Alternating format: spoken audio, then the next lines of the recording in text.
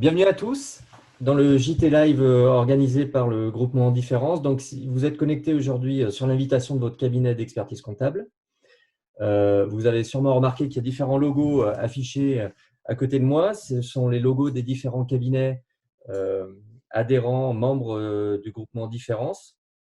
Donc, ce groupement, en fait, a pour vocation de mutualiser des outils, des réflexions, comme le JT, qui en est une parfaite illustration.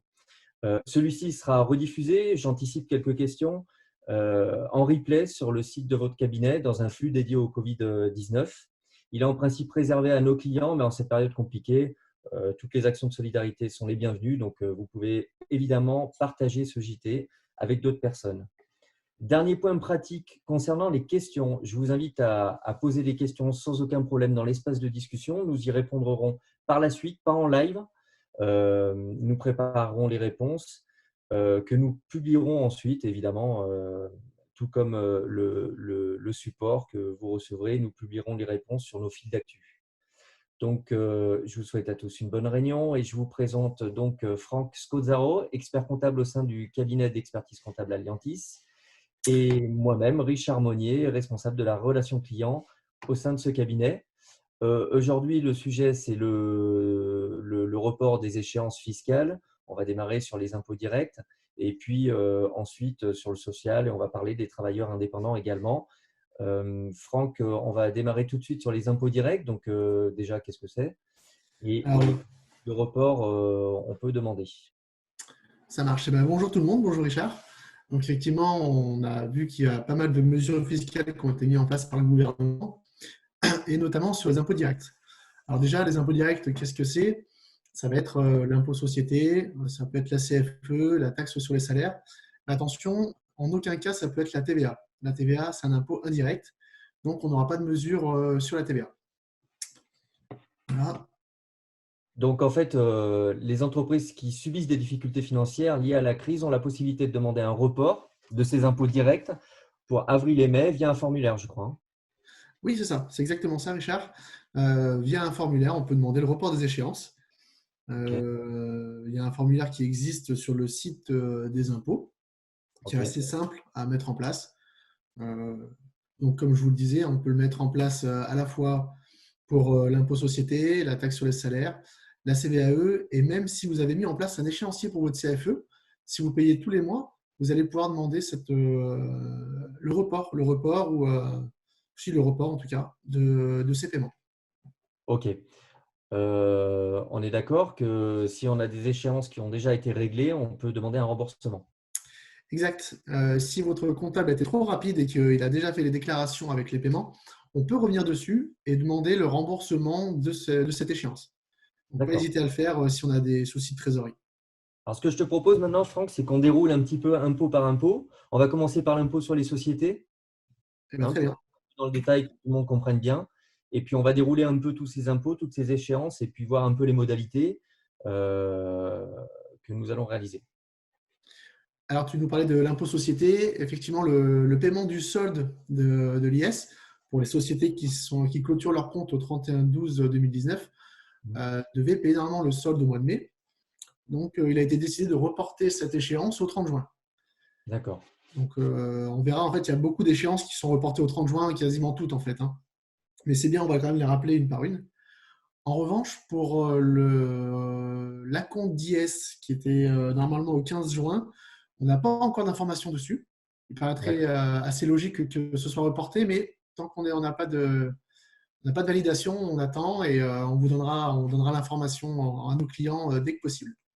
De toute façon, on attend encore pas mal d'informations et on refera le point. Tous les cabinets dans le flux Covid actualiseront les données au fur et à mesure.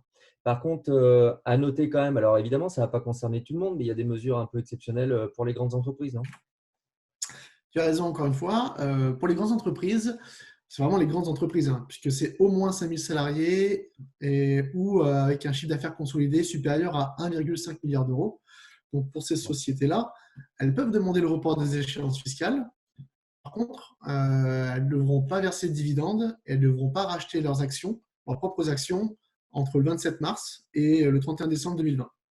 Il faut vraiment D'accord. jouer le jeu jusqu'au bout. Si on demande des aides, on ne peut pas se permettre derrière d'aller verser des dividendes. C'est vrai qu'on en parle beaucoup, mais ça ne concerne pas tout le monde. C'est ça. Maintenant, on a parlé de cet impôt, on va parler de la CFE et la taxe foncière. Alors oui, tout ce qui concerne la CET, donc la CFE, enfin la CFE, la CVAE, on a déjà évoqué. Oui. Mais effectivement, on a la possibilité de suspendre les contrats de mensualisation. C'est ce que j'expliquais tout à l'heure. Si les clients ont mis en place un échelonnement de la CFE, on peut vraiment le suspendre et payer le solde à l'échéance, c'est-à-dire au 15 décembre. On est Donc, d'accord qu'il n'y aura pas de pénalité. pardon? Et sans pénalité, on est d'accord. Et sans pénalité, tu as raison. OK. Et donc, l'ensemble des démarches peuvent être mises en place sur le site impôts.gouv. Voilà, il faut vraiment adresser vos demandes au service des impôts qui vous concernent. Ouais, il y a un modèle de demande et entre guillemets, il suffit de le remplir. C'est ça, Bon. entre guillemets. Ouais. Donc, on peut suspendre les contrats de mensualisation. Voilà. Ça, c'est plutôt une bonne nouvelle. Maintenant, quid des déclarations de résultats? Parce qu'on sait très bien que c'est une grosse période. La plupart des exercices se terminent au 31 décembre. Qu'en est-il? Alors, les déclarations de résultats, comme je vous le disais tout à l'heure, il y a beaucoup d'échéances qui vont être reportées au 30 juin et c'est le cas notamment pour les déclarations de résultats. Donc, c'est valable à la fois pour les déclarations en EDI ou en EFI. Alors, Ouais, là, on rentre EDI, un peu dans le jargon comptable. comptable. Mais c'est très simple, hein. EDI, c'est échange de données informatisées. Simplement, c'est souvent quand le comptable envoie à lui les données via une plateforme comme jedéclare.com, alors que le EFI, c'est échange de fichiers informatisés, échange de formulaires, pardon, échange de formulaires informatisés. Là, c'est quand vous faites les déclarations directement sur site impôts.gouv. Donc, que ce soit d'un côté ou de l'autre, on a le droit, enfin, on va avoir ce délai jusqu'au 30 juin en tout cas. D'accord. OK, c'est entendu. Euh, Juste, je vois quelques questions passer. Je rappelle pour ceux qui sont arrivés un peu après qu'on va répondre à toutes vos questions, mais par la suite, on ne va pas y répondre tout de suite en live. On va faire une sorte de FAQ pour répondre à vos questions. Euh, Maintenant, il y a quand même différentes catégories de résultats et explique-nous un petit peu quelles sont les catégories concernées et si tout le monde est concerné ou pas. Alors, pour le coup, tout le monde est concerné, ou presque, sauf les traitements et salaires, mais là, on est vraiment sur la déclaration des sociétés. Donc, qu'on soit en bénéfices industriels et commerciaux, qu'on soit en bénéfices non commerciaux, qu'on soit en bénéfices agricoles, ou même si on est dans une SCI avec une déclaration 2072, tout le monde va pouvoir réaliser sa déclaration au 30 juin. On a vraiment ce délai supplémentaire au 30 juin, à la fois pour télétransmettre les informations et Oui. pour payer l'impôt de société quand il y en a un. D'accord. Donc, on parle bien des 2065, 31, 35, 2139 et annexes. Si tu veux parler jargon comptable, oui, c'est ça. Ouais. Alors maintenant, les déclarations de revenus. On va réduire un peu le spectre sur les revenus. Explique-nous lesquels sont reportés ou pas, si on fait un statu quo pour les traitements et salaires. Je te demande de rentrer un peu dans le détail pour Alors, ces. globalement, elles sont toutes reportées au moins d'une quinzaine de jours. Dans Ouais. le détail, toutes celles qui vont concerner, qu'auront sur leur déclaration, enfin, tous les clients qui vont avoir des déclarations BIC, BA, BNC ou même foncier, en plus de leur enfin, sur leur déclaration en tout cas, ils Mhm. vont avoir un délai et auront donc forcément au 30 juin, ce délai au 30 juin pour envoyer leur déclaration. C'est logique, puisque tant qu'ils n'ont pas le résultat de leur société, ils ne peuvent pas faire leur propre déclaration. Donc tout Ouais. cela, ils ont jusqu'au 30 juin pour faire leur déclaration personnelle, OK, à condition de télétransmettre ce document. d'accord. Voilà. Après, par contre, pour ceux qui n'ont que des traitements et salaires à déclarer, alors là, c'est de manière plus classique, mais avec des délais supplémentaires. Pour la zone 1, on va pouvoir transmettre ces déclarations jusqu'au 4 juin. Pour la zone 2, ce sera jusqu'au 8 juin. Pour la zone 3, ce sera jusqu'au 11 juin. D'accord. Et pour les irréductibles qui sont toujours au papier, ils ont jusqu'au 12 juin. Et là, peu importe la zone. OK, c'est clair. Euh, Maintenant, il y a quand même un autre sujet, c'est celui des travailleurs indépendants. J'aimerais qu'on en parle. Beaucoup de nos clients sont évidemment concernés sur la modulation des taux et puis des acomptes. Alors oui, bah, en fait, tout est dit dans le titre. Tu peux exactement moduler le taux et les acomptes du prélèvement à la source. Donc, pour ça, il faut aller sur le site impôts.gouv.fr personnel, pas celui de la société, c'est vraiment le sien propre. Vous pouvez aller dans Gérer mon prélèvement à la source. Et il faut savoir que toute intervention avant le 22 du mois, donc là, il reste 2 jours pour ce mois-ci, est Ouais. prise en compte pour le mois suivant. Donc, on peut à la fois moduler son taux pour le prélèvement à la source ou moduler le montant de son impôt qu'on paye mensuellement ou trimestriellement. De manière illimitée ou combien de fois? Alors, quand on modifie simplement le taux ou le montant, là, il n'y a pas de souci. Par contre, effectivement, si on demande, je ne l'ai pas dit en fait, si on demande à reporter une échéance parce qu'on a un problème de trésorerie, on peut reporter jusqu'à 3 fois. En fait, on demande le report d'un mois et on peut le faire 3 fois. Si les acomptes sont mensuels. OK. Voilà, exactement. Donc, c'est via l'espace particulier, on est bien d'accord, hein? Ouais, c'est vraiment particulier. Il ne faut pas aller dans son espace pro. Là, vous ne trouverez pas la rubrique. OK. OK, ça marche. Alors, on est toujours dans un souci vis-à-vis de la trésorerie. Concernant les remboursements accélérés des crédits d'impôt, notamment sur les sociétés. Alors, c'est vrai que là, c'est pareil, bien joué quand même. Si les sociétés ont des crédits d'impôt, ils vont pouvoir se les faire rembourser de manière accélérée. Donc, c'est plutôt intéressant. Par exemple, moi, je sais que je l'ai fait pour 2 de mes clients d'ailleurs. Il y en a un qui avait un crédit d'impôt de prospection commerciale. Donc, il Oui. a pu se les faire rembourser immédiatement. En plus, ça concernait 2016 et 2017. Donc, il n'y avait pas de souci sur la déclaration des revenus de cette année. Donc, j'ai pu envoyer un mail au service des impôts en refaisant les déclarations qui vont bien, hein, la 2573 et la 2069. Et la semaine qui a suivi, il a pu se faire rembourser. J'ai pu faire la même chose pour un autre de mes clients avec cette fois-ci un crédit d'impôt recherche. Là, ça a été aussi très rapide. Je l'ai également fait par mail, en envoyant les pièces justificatives. Et ça s'est fait au bout de 10 jours. Il a été remboursé de ce crédit d'impôt recherche. OK, donc c'est effectivement rapide. Il faut bien préciser par contre que ça s'applique pour tous les crédits d'impôt restituables en 2020. Exactement, tu as raison de le préciser.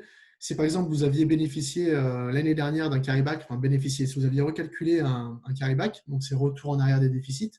c'est-à-dire que si par exemple il y a 2-3 ans vous aviez payé des impôts et qu'il y a 2 ans vous aviez un déficit, normalement votre comptable il a fait ce qui s'appelle le carryback et demandé en quelque sorte le remboursement des impôts payés préalablement.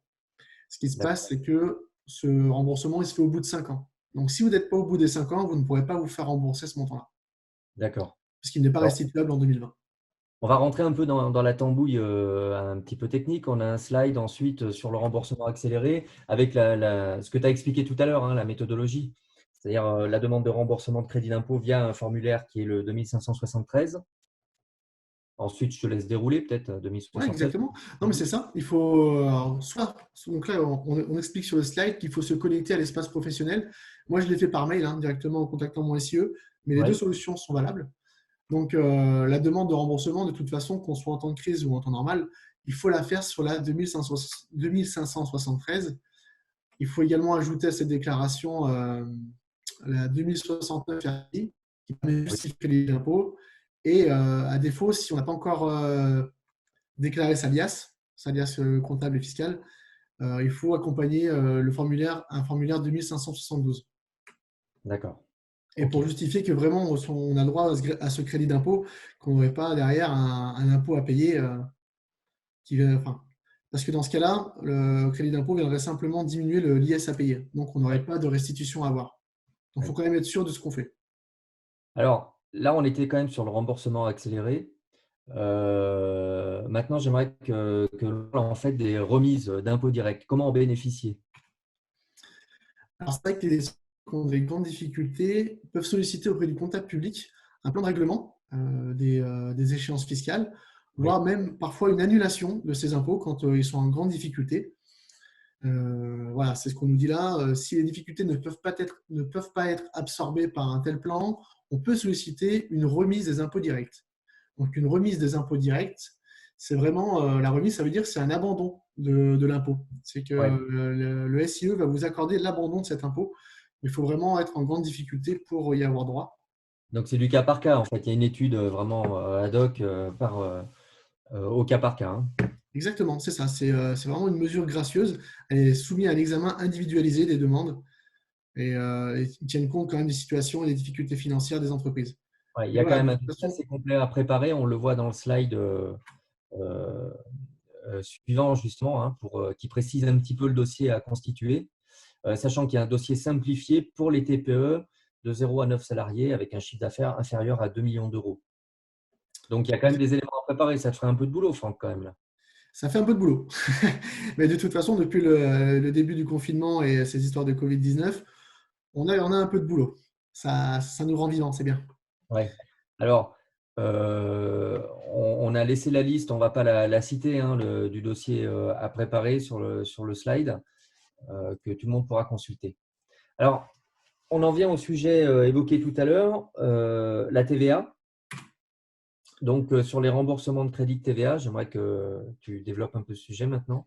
Alors oui, justement, la mesure que j'ai citée précédemment, là, on l'a dit, mais on l'a dit un peu vite, c'est sur les impôts directs. Donc, encore une fois, la TVA n'était pas concernée par cette mesure. En revanche, si actuellement vous bénéficiez d'un crédit de TVA, il ne faut pas hésiter à demander le remboursement. Là-dessus, les impôts et le service des impôts, en tout cas, est très réactif et ils font tout ce qu'il faut pour vous rembourser rapidement. Donc, la demande est la même que d'habitude, hein, sur le crédit d'impôt de TVA, pardon, sur le crédit de TVA, via les formulaires habituels. Donc là, il y a pas de changement. Le seul changement, c'est que le SIE va beaucoup plus vite pour vous rembourser. D'accord. OK. Alors, avant de parler de l'URSSAF, dernier point, la CVAE, ça ne concerne pas tout le monde, mais on rentre un petit peu dans le détail des déclarations et des paiements. Si tu veux nous en dire plus. Alors oui, la CVAE, encore une fois, logiquement, au début mai, pour le 5 mai très exactement, on doit déclarer le solde de la CVAE de l'exercice 2019. Donc là, deux cas possibles. Soit on se rend compte qu'on a trop payé sur les acomptes de CVAE et donc on va demander un remboursement au moment du solde. Donc là, Oui, autant le faire tout de suite. Comme ça, en plus, on pourra être remboursé très rapidement.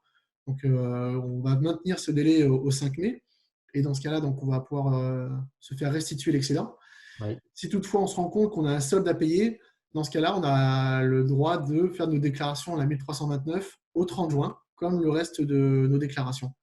Donc à la fois la déclaration et le paiement seront au 30 juin. d'accord. OK, c'est très clair. Maintenant, les échéances, enfin les cotisations sociales, on va parler de l'URSSAF, Mhm. puisqu'il y a une date d'échéance qui intervient au 15 du mois. Et là, j'aimerais que tu développes un peu. C'est quand même un gros morceau, un gros sujet pour beaucoup de nos clients. Alors là aussi, l'État et les organismes sociaux jouent bien le jeu. On peut vraiment Ouais, reporter les cotisations sociales. Ça a été fait jusqu'à maintenant. Ce sera fait, à mon avis, on n'a pas encore complètement les validations pour le 15 mai, on ne sait pas encore. Mais ouais, jusqu'ici, en tout cas, on a pu reporter alors, les déclarations doivent être faites. Ça, il n'y a pas d'intransigeance là-dessus. Il faut faire les déclarations, au moins avec les informations qu'on connaît, quitte à faire une rectificative ensuite. En revanche, on peut demander vraiment l'étalement des règlements, payer une partie ou ne rien payer du tout si on n'est pas capable de le faire, et demander vraiment des échéanciers pour payer nos cotisations. et un report jusqu'à 3 mois, hein. Un report jusqu'à 3 mois. Exactement. Ouais. Sans pénalité, je précise. Et bien sûr, sans pénalité. Oui, oui, là, on est vraiment sur une période un peu spéciale. Tout ce qui va être pénalité, de manière générale, ça va sauter, hein. Ouais. Sauf encore une fois, pour tout ce qui est TVA. Là, sur la TVA, on considère que, comme c'est un impôt indirect, on ne fait que collecter. On considère que ce n'est pas une charge pour les sociétés, malheureusement. Et donc, ils sont un peu moins souples. Sur l'aspect déclaratif, on va parler un petit peu de la DSN quand même. On rentre un peu sur la manière dont il faut télédéclarer ou déclarer quand même ces montants, qu'ils soient à zéro ou pas. Si tu veux quand même nous détailler les différents cas, quand l'employeur règle ses cotisations hors DSN ou pas, notamment. Alors oui, c'est ce qu'on voit là dans la première slide, dans la slide qui est là. On évoque un premier cas, quand l'employeur règle ses cotisations en dehors de la DSN et qui réalise un virement bancaire. Dans ce cas-là, il adapte simplement le montant de son virement, hein, c'est lui qui a la main. Donc Oui, il fait vraiment ce qu'il veut et suivant ses capacités surtout, soit il paye une partie, soit il paye la totalité, s'il le peut, ou alors il ne paye rien du tout. Dans ce cas-là, il faut vraiment qu'il fasse la demande en revanche auprès de son URSSAF. Et alors, le deuxième cas, ça va être lorsque l'employeur règle ses cotisations via la DSN. Donc, dans ce cas-là, il doit transmettre la DSN pour avril, par exemple, c'est au 5 mai. Et voilà, donc de la même manière, il peut moduler son paiement CEPA au sein de la DSN. D'accord. Et voilà, donc on précise d'ailleurs, je vois sur la slide, que si l'employeur ne souhaite pas opter pour un report de l'ensemble des cotisations et préfère régler les cotisations salariales, par exemple, mais il peut échelonner le règlement des cotisations patronales comme d'habitude. D'accord. OK. Et donc, évidemment, il y a un espace en ligne au niveau de l'URSSAF. Donc, on peut accéder à la messagerie où il y a un numéro de téléphone qu'on précise ici. C'est ça. On disait 0,12 € par minute et prix d'un appel local, bien évidemment. OK. Alors, on continue avec les travailleurs indépendants. L'échéance du 20 avril, non prélevé. Quid de la suite? Alors pour la suite, malheureusement, on n'a pas de validation encore, Oui. mais tout porte à croire. Donc le 20 avril, c'est aujourd'hui. Donc déjà, voilà, votre échéance du 20 avril ne sera pas prélevée. Ça, c'est une certitude. Et pour le 5 mai, ce n'est pas validé aujourd'hui. Tout porte à croire que les procédures seront les mêmes puisque le confinement est prévu jusqu'au 11 mai déjà. La trésorerie, elle n'est pas rentrée depuis. Donc, je ne vois pas comment on pourrait ne pas bénéficier encore du report au 5 mai. Toutefois, ça n'a pas encore été validé, donc on attend et là, on vous donnera l'information. OK. Évidemment, les auto-entrepreneurs ne sont pas concernés. Non, non, parce que les auto-entrepreneurs, eux, payent leurs cotisations en fonction du chiffre d'affaires qu'ils réalisent. Et lorsqu'ils déclarent leur chiffre d'affaires, à ce moment-là, on leur appelle les cotisations. Donc, s'ils ne déclarent pas de chiffre d'affaires, de toute façon, ils n'auront pas de cotisation à payer. OK. Alors, en pratique, maintenant, on laisse dans les différents slides quelques adresses pour les délais de paiement. Donc, les artisans et les commerçants par Internet sur cqindépendant.fr, par courriel également, puisqu'il y a une adresse concernant les difficultés de paiement, et puis par téléphone au 36 98. C'est un service gratuit, on précise. Ensuite, sur le slide suivant, on évoque les professions libérales avec l'URSSAF, avec le numéro de téléphone de l'URSSAF également. Et puis, on rentre encore un petit peu dans le détail technique. Je te laisse en parler, Franck, sur la DAS2 et les droits d'auteur. Alors, sur la DAS2, les droits d'auteur, alors je pense qu'à 99%, même 99,9%, c'est les comptables qui s'en occupent. Simplement, là encore, cette déclaration pourra être faite au 30 juin. En fait, classiquement, on l'a fait quand on a terminé notre liasse fiscale. Hein. Donc, ce sera pour le 30 juin. OK.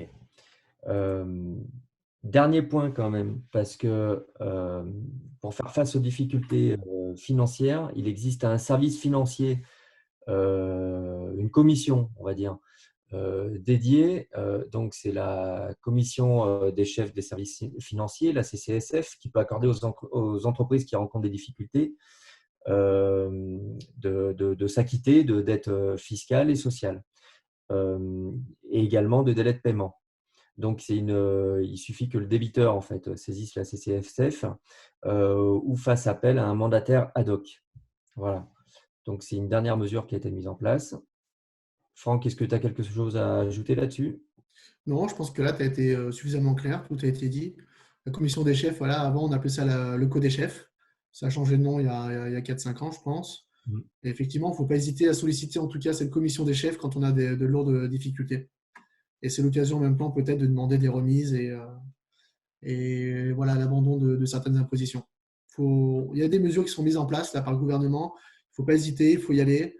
Il faut sauver un maximum de sociétés. Donc, utilisez ce qu'on met à votre disposition. Vraiment. Merci Franck pour ton intervention. Il est 11h55. Merci à tous pour votre écoute. Vous retrouverez le replay ainsi que les réponses à vos questions en fait sur le site de votre cabinet. Notez le prochain JT Live qui sera en fait jeudi 23 avril à 11h30.